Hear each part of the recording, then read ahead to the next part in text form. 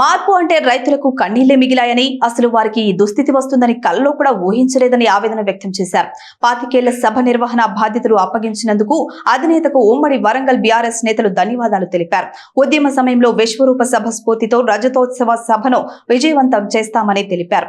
ఈ నెల 27వ తేదీన జరగనున్న రజతోత్సవ మహాసభకు సంబంధించి వరంగల్ ముఖ్య నేతలు ఎర్రవెల్లి నివాసంలో కేసీఆర్ తో సమావేశమయ్యారు. ఈ సందర్భంగా సభ నిర్వహణకు సంబంధించి అధినేత నుంచి సలహాలు, సూచనలు తీసుకున్నారు. అధినేత ఆదేశాలతో వరంగల్లో సభ నిర్వహణ పార్టీకి కలిసొచ్చే అంశమని ఆనందం వ్యక్తం చేశారు. మహాసభ నిర్వహణ కోసం ఎల్కతుర్తి వద్ద 1213 ఎకరాల స్థలాన్ని తీర్చిదిద్దుతున్నట్లు తెలిపారు. 154 ఎకరాల్లో సభ ప్రాంగణం ఉంటుందని, పార్కింగ్ కోసం 1059 ఎకరాలు కేటాయించినట్లు తెలిపారు. దాదాపు 50,000 వాహనాలు పార్కింగ్ చేసుకునే వీలు ఉంటుందని అన్నారు. రజతోత్సవ సందర్భాన కని విని ఎరుగని రీతిలో మహాసభను నిర్వహించనున్నట్లు నేతలు వివరించారు.